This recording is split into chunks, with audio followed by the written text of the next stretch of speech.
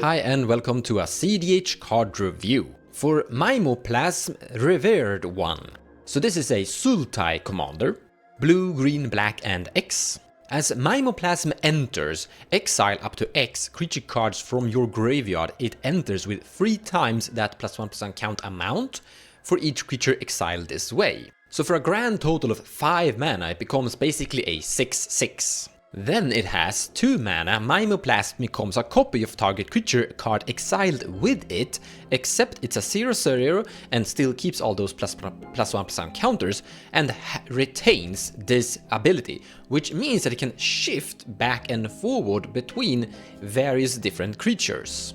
I mean, it can basically attack with flying, being unblockable. Someone shoots at it and you change it into gaining hexproof, and then you can swift between like having cool effects when it connects, having certain protections, having some form of evasion ability, or have a cool tap ability, and etc. But I'm gonna be pretty quick with this one, and here comes the finalized review. This is nothing more than high power mid-tier casual. If you want to make this into some form of cEDH commander, where you basically make it become a Rasakef with Rasakef's activated ability, or maybe have it as a Villis, then there are already commanders that are doing that, but better already. This commander isn't bringing anything new into that concept, it's just doing it in a different way. However, the amount of mana you need to do to make this one function is quite expensive.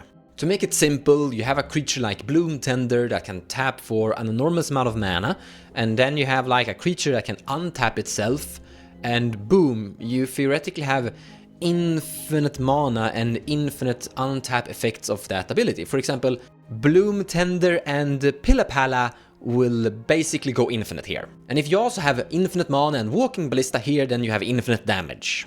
But in all honesty, like, if you wanna do that, just try to have Necrotic Ooze inside your 99 and dig for that one. Because the biggest hurdle with this commander is it's very expensive, and you actually need to have all the creatures in your graveyard to make it work. Now sure, Survival of the Fittest will help you basically assemble everything. Buried Alive will also do the job, but at this point I would just say go Necrotic Ooze instead. With Survival of the Fittest and Necrotic Ooze inside your library, you can literally set up your perfect Necrotic Ooze combo basically.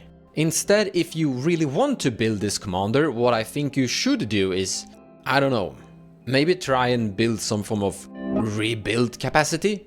You have a bunch of cool creatures that are value engines on their own on various occasions, and you could use Mimeoplasm to basically rebuild some of your cool creatures that ended up in your graveyard. I mean, this isn't even a really good reanimation strategy to begin with. I mean, if you want to have a specific creature, it is a total of 4 mana, and then 2 more to become that creature. So if you want to have a Rasakef from your graveyard, from the command, a reanimation effect basically for Rasakef from the command zone, it's a grand total of 6 mana, which is 2 less than just casting the demon. So my final verdict will basically be this is not recommended for tournaments. If you still want to build it, I recommend the budget, high power level. It's probably gonna be decent.